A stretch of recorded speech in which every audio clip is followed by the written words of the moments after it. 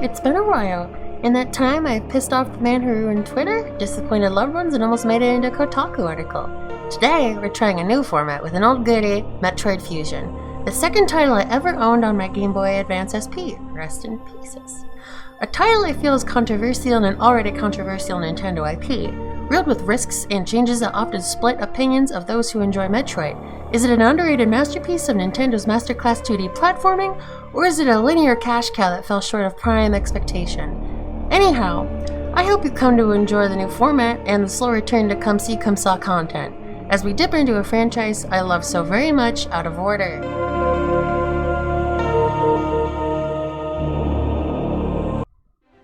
Thank you for watching. I had to shake off a lot of rust for this project. My editing software continually crashed and changed a lot of things upon updating for the first time in years. I recorded all my audio under an excruciatingly hot blanket, so I didn't want to retake any of my lines. So I ended up editing a lot of my takes for this video, so it's by no means perfect. But it is progress, and it is something I made. If you enjoy, please be sure to subscribe and let me know what you'd like to see from me.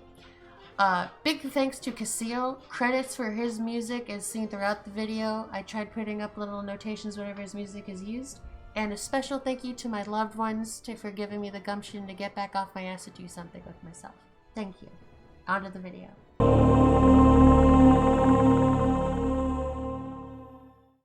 First things first, let's talk about the gameplay.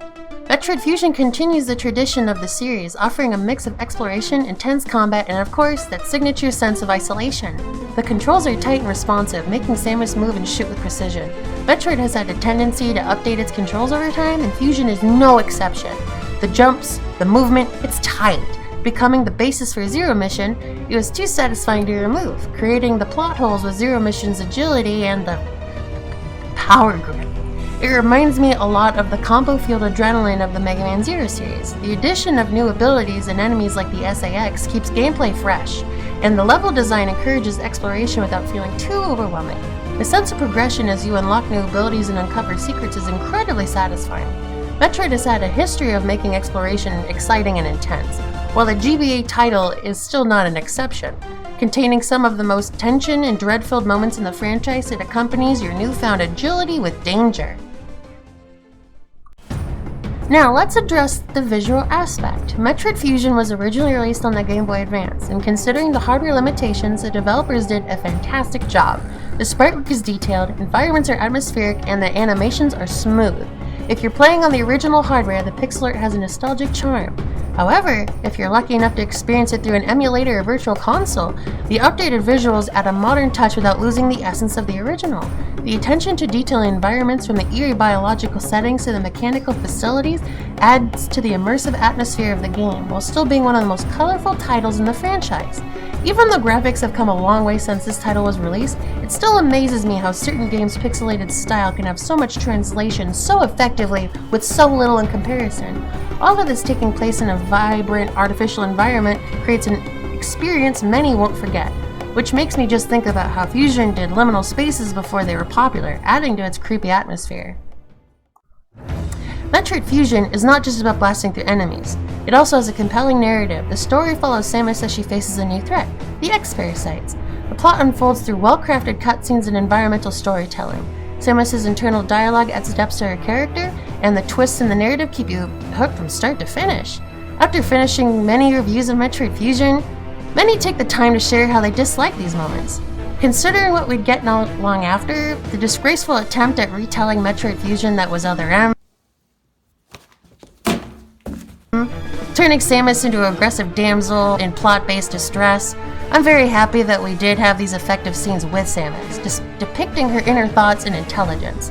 Samus, while reserved, is still a badass, and I'm glad to have gotten those scenes even if they're annoying in speedruns.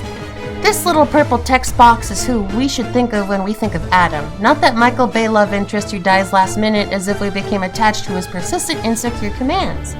Adam has more development in text boxes here than in any cutscene in Other M. This is the most vulnerable Samus has ever been. The sense of isolation and the mysterious AI presence contribute to the overall eerie atmosphere. It's a gripping tale that adds emotional weight to the gameplay and experience. Everyone and their mothers know that Metroid took inspiration from the Alien franchise. I view this title in the series as a love letter to the horror genre and its tension-filled roots. New dangerous life forms discovered, brought aboard a vessel, crew infected and turned, everyone in the vessel massacred to your knowledge. Hunted down throughout the vessels and corridors and rooms by our new hunter, the SAX. A great new way to skip over Nintendo's boring old dark protagonist pattern. A much more interesting version of Metroid Prime's dichotomy if you ask me. Not to mention that Samus is completing these tasks one after another. The X are spreading fast, like taking over this entire superstructure, artificial biosphere in a matter of minutes, maybe hours? Time to send in our favorite flavor of planetary annihilation, the mistress of suppression, Lady Eradication, Samus Aran. Now let's talk about the challenge level and pacing. Metroid Fusion strikes a great balance. The game challenges you without becoming frustrating, and the pacing keeps you engaged. The gradual unlocking of new areas and abilities ensures a sense of progression while maintaining a feeling of suspense and discovery. The boss battles in particular are well designed and require a mix of strategy and skill. You simply cannot tank hits anymore like you used to. You're not in that armor that makes you look like you're stuck shrugging anymore. This is the Fusion suit's time. Sleek, fast, and agile. You have more options to avoid damage, and you should use them. This game is likely one of, if not the most difficult game in the series, only adding to the tension. Bosses hit hard and often have weaknesses outside the scope of swap to missiles, requiring you to think on your toes if you want out of this station. This game's structure encourages backtracking and exploration, making the world feel interconnected and dynamic, which feels like quite an empty platitude seeing as we're talking about Metroid. Though I would add, in comparison to other titles, the linearity does make the 100% backtrack an absolute crawl. The interconnectivity of the station and how it opens does avert this problem a little bit, but I'm still going to dock it a bit for the forced round trip. Before we delve into the sectors of the VSL research station, let's set the stage a bit here. Metroid Fusion begins with Samus investigating SR-388 with a pair of researchers, and they're not cool enough to have helmets, they just get domes, where she gets yuckified by the floating sentient gelatin, the X-Parasite.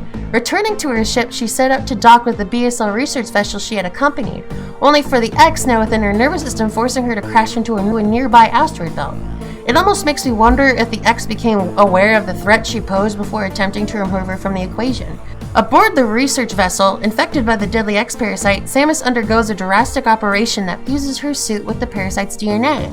Now equipped with the fusion suit after drastic alterations to her physical appearance from surgery, which I must say is the most underrated suit in the entire Metroid series, which Nintendo recently ruined in the Metroid Dread's retcon flashbacks. The sleek, flush design was so cool. Then you had to go and make it look like a slightly less bulky Varia suit covered to the brim in blue Laffy Taffy. After a welcoming stroll through the human-occupied areas of the station, She angry. I blow up the door. I'm really mad they never gave me the option to blow up the fucking doors in Metroid. Like she just did, 2 times consecutively. Imagine how much time that would save. Right? I don't have to shoot at a door after I blow it the fuck up with a super missile. Our journey starts in Sector 1, also known as SRX. This sector serves as an introductory area, with Samus navigating through familiar environments. This is Lava Room, isn't it? Lava Room? Oh, it sure Billy Bucky Dam is a Lava Room. Bang, bang, bang, bang. And facing off against early threats. The atmosphere is tense as players begin to uncover the mystery behind the X-Parasite outbreak, almost mimicking the surface which you just had recently seen in the opening cinematic. The level design provides a gentle introduction to the game's mechanics, setting the stage for the challenges ahead and hinting at the purpose for such a locale. Moving on to Sector 2, the Tropical Habitat, also known as TRO. Here, the environment takes a dramatic shift as Samus explores lush, overgrown areas. The juxtaposition of nature and technology creates a visually striking setting. Guys, we saw the long door. We have to look at the long door again. Watch the door beneath us. Long door. No, I need long door. You give him back the long door. We were going to fucking look at long door. Look at long door. Long door. No challenges and enemies await, and players must adapt to the changing environment while uncovering the station's secrets. This environment almost sets you back into the normative exploration of Metroid title before breaking the mold with a series of mishaps. CJ too. Samus, you've got serious trouble. Music stopped. Wait for it. Wait for it. Boom. Releasing the security lock may have been a bad idea. The SCX blocking your path, the fauna and flora mutating, giving you hints of what's to come like constant layers of Chekhov's gun. Sector 3, or PYR, is the pyrosphere. As the name suggests, this sector is dominated by intense heat and molten landscapes. The pyrosphere introduces new obstacles such as lava pools, spewing fiery columns and fiery enemies, as well as other hot obstacles. I tried. I'll come back later. Ha! What? Ripping up the difficulty, Samus's abilities are put to the test as she faces more formidable adversaries, bringing us deeper into the heart of the BSL research station. It also serves as a location for the boiler room emergency. This is just the best way to fight these. Yeah! Beam upgrade! White beam ability recovered by white beam. The X threatening to destroy itself but take you out with it, really pressing the intelligence and perspective of the X. Flipping one of your own signature moves against you, blow it all up! Which is funny to think about when you remember super missiles are also here. Diving into Sector 4, or AQA. The water level with the water level. We find ourselves in the aquatic sector. This underwater environment brings a new dimension to the gameplay, with submerged chambers and aquatic creatures posing unique challenges. The exploration becomes more intricate, requiring players to navigate through flooded sections and adapt to the underwater mechanics. Oh, look at this very well hidden space for me to fit my ball in. Containing one of the most hype and fast fights in the Metroid series, serving as essentially an expansive aquarium that stretches deep into the depths below, carrying an array of secrets, including a clap of the hands for those that manage to complete one of the most bullshit sequence breaks known to man. Sector 5, known as ARC, takes us to the Arctic habitat. Here, the cold and desolate landscapes contrast sharply with the previous sectors. Samus must navigate icy terrain and face off against enemies adapted to this frozen environment. What do you Oh. Sneaky. Sneaky. Yeah! The shift in atmosphere keeps the gameplay experience dynamic, with the haunting quietude adding to the overall suspense. The soundtrack really messes with you here. I still remember the various SAX encounters in these tight, cold corridors, with the haunting chill of snowflakes falling slowly. Not to mention the nightmare Secret Sector 5 keeps locked away behind inches of glass just out of sight. Entering Sector 6, or NOC, we find ourselves in the Nocturnal Sector. This area introduces a darker, more ominous tone. That's a bait. That's totally a bait. Oh, it's not. Oh man, I'm just traumatized, aren't I? As Samus explores dimly lit corridors, the tension builds. The challenges become more complex, and players must rely on their knowledge of Samus's abilities to navigate the shadows and uncover secrets hidden in the darkness. Larger blue X parasites litter the areas. By the way, if you don't know what's going on in game right now, the X have mutated in the cold area to make cold X. Often hiding indestructible blocks, capable of freezing and harming Samus with their new rearranged genome. The Metroid vaccine, or so it's called, had assisted with. Containing one of the most eerie soundtracks, it's obvious there are some sketchy things going down in the BSL research station. Our journey reaches a critical juncture in Sector 6, reaching a restricted area called, the Restricted Zone. This place brings together elements from previous areas and testing the player's ability with the space jump. The stakes are higher as the narrative reaches a climax, leading us closer to the heart of the X-Parasite's threat, displaying all life stages of Metroids in its life cycle preserved with large glass cylinders, floating in a viscous green liquid, only to reach a room containing the unthinkable. It's the Metroid. Metroids, living larvas, they're everywhere. And then, boom. A familiar explosion ringing in the area below you as you had just explored through. Through your growth, you had not only discovered the BSL secret, but let in the SAX behind you, allowing it to skirmish off against its natural predator right in front of you before making a dash for the airlock, before the portion of the station is rightfully discharged and vaporized. As we approach the final stretch, Samus clears an area in similar appearance to Torian. Mother Brain's lair and containment area of the Metroids impress Metroid titles. Samus comes face to face with the somehow frozen remains of Ridley. Once again taking out her rival, they're now twisted, corrupted, and louder than ever. The AI Adam Samus now knows is attempting to keep her strong enough to stay alive, but not strong enough to kill any potential resources. Eventually giving in to his old sentimental tendencies, trusting once again in the subordinate he trusted in life. The AI concurs that the X must be stopped at all costs. Adding on to Samus's plan, he gives her one final order: to crash the BSL research station into the planet it orbits below, the source of all the madness. SR-388. Samus faces the ultimate challenges in the heart of the BSL research station. The SAX, an X-parasite mimicking Samus's original power suit, and all that you had wielded beforehand in previous titles, becomes a relentless pursuer, adding a new layer of tension. Fighting just outside the control room and the data room where you had earned your very first power-up, missiles. After taking out the SAX's initial form, she twists and turns into a grotesque monster that you quickly dispatch, before turning into a weapons-based X-Core that quickly flies off before letting you get them, which was such a tease growing up. Before making your way to the final boss, the Omega Metroid, easily knocking you to the side and draining you of all of your well-earned health. The SAX once again making a decision in what feels like a lesser of two evils for an attempt at something resembling survival. Turning its weapon on the Omega Metroid, attacking it, the Omega Metroid eventually swipes it into its gelatinous form that recently ran from you. The temptation of its power finally delivered, as once again, a fully powered Samus Aran takes out her old foe, before her ship comes whooshing in to save her with the help of the canonically saved animals, you monsters that did not let them live. Now we're on to the bosses! Boss encounters. This is the first boss encounter in the game, where Samus faces Arachnus.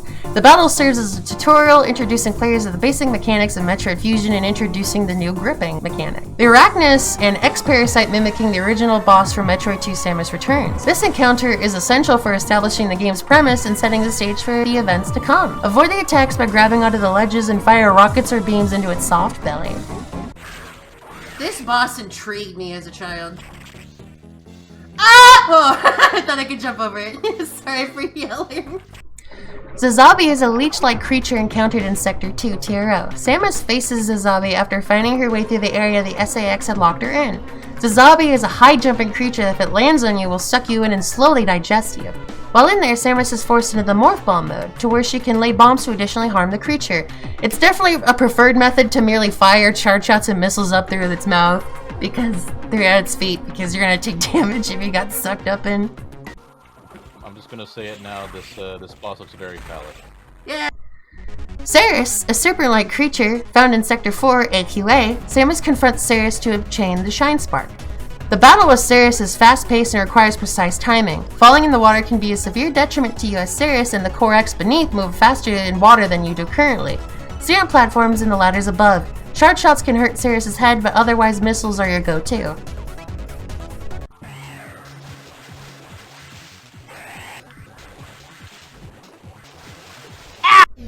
BOX, or Box, is encountered multiple times throughout the game, each encounter more challenging than the last. The battles with Box involve a mix of platforming and combat. Its weakness is charged beams or missiles to its central processing unit or CPU, the green cylinder between its legs. Fired it from above on the ladder, its bomb/missile attacks will block missiles, so I'd suggest missiles as they're easier to spam. Wave beam! Wave beam! Wave... Penetration. Nagel is a Core X encountered in Sector 6, NOC. Samus confronts Nagel to obtain the Various suit after it absorbs it and destroys the upgrade machine in the previous room. That made me so mad when I was growing up, I thought I wouldn't get it. The battle with Nagel takes place in a dark environment, adding a level of suspense. Again, don't fall in the water! And land charge shots on the core until it changes into its Core X form. I usually opted to just ignore the things floating around it and just, pseudo screw attack right at the core, showing my absolute disdain for its lack of empathy and taking my fucking upgrade. Yakuza, a massive spider, is located within the underbelly of the BSL research station, hiding in a drain off near the main reactor. Yakuza is a memorable boss with unique mechanics. Samus must navigate a confined space while avoiding Yakuza's attacks, and exploiting its weak point hidden in its mouth. Once it's taken enough damage, its head will separate and display the ability it holds, Space Jump.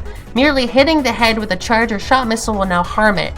Be sure to avoid its precious lunch of centipede that spits at you. Fucking gross.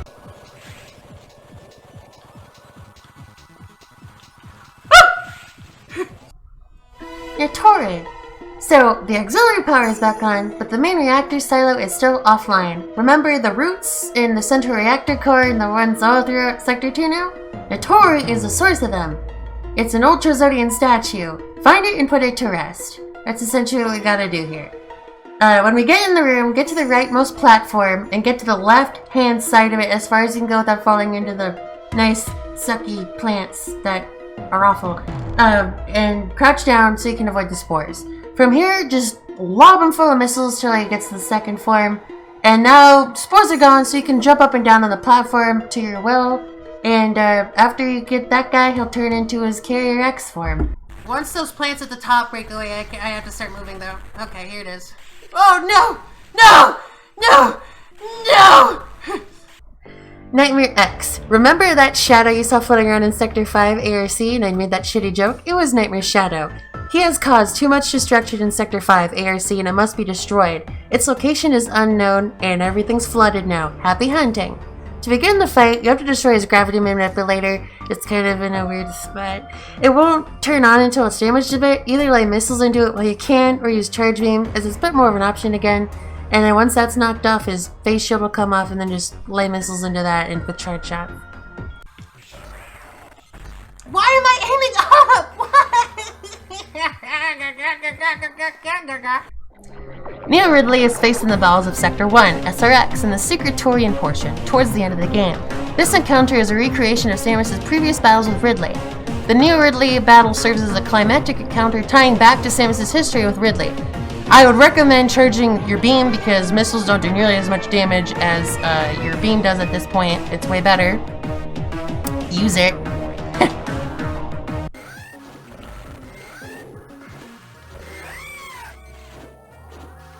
Quit hogging me in the corner, dude. SAX is an X-Parasite mimic of Samus and serves as a reoccurring threat throughout the game. Samus faces the SAX in various encounters as they produce and multiply across the station, which is terrifying. The SAX encounters are pivotal to the game's narrative and gameplay. These moments create a constant sense of danger and urgency as Samus must avoid or confront her X-Parasite-infected doppelganger. It's invulnerable until you have the Wave Beam, requiring charge shots to harm the SAX until it changes to its Core X form. The Omega Metroid is the final boss of Metroid Fusion, based in the docks where your ship had first landed at the start of the game. Samus confronts the Omega Metroid to stop the X-Parasite threat. No, please. No more. No more. You gave me one swipe under here. I learned my lesson. The Omega Metroid battle is a challenging and climactic finale. Players must utilize the newly gained Ice Beam in quick succession to keep the Omega Metroid on the right side of the screen until it turns red and eventually explodes. Before we wrap up, let's take a moment to appreciate the audio in Metroid Fusion. Severely underrated, by the way. The sound design is on point, from the eerie echoes in the depths of the space station to the satisfying hum of Samus's charge beam. But let's not forget about the music. The atmospheric, tension-building tracks enhance the overall experience. It's a masterclass in how audio can enhance the mood and atmosphere of the game, to which I really want to hit home the point I don't see often people making in reference to this game. We didn't just repeat the sound library. Areas in the station are distinct thanks to the sound font. We're not getting yet another rendition of Brinstar or fucking Magmoor Caverns. Not only do we get an arrangement of originality, but they have some fucking bangers. Some of the most underappreciated themes in gaming. You've likely heard some of them, as some have grown to be popular as background music for other content creators. It is truly a sweet atmospheric treat, and it is to be appreciated! In conclusion, Metroid Fusion is a timeless classic that has stood the test of time. Its engaging gameplay, atmospheric visuals, and a gripping narrative make it a must-play for any Metroid fan or someone looking to explore the roots of the franchise. Whether you're simply revisiting it or experiencing it for the first time, Metroid Fusion remains a shining example of what makes the Metroid series so special. Whether you think it's too linear or a sorry excuse of what the series used to be, it's a culmination of everything the series has managed to do well with the addition of a satisfying and intriguing plot, something the Metroid series has always been known to lack. Strong plot, strong gameplay, strong music, strong environments, and atmospheric storytelling. That's a balanced fucking breakfast. Though it lacks the openness of other titles like Super Metroid, I view this as one of, if not the strongest entry in the Metroid franchise. Thank you for coming to my Zotalk.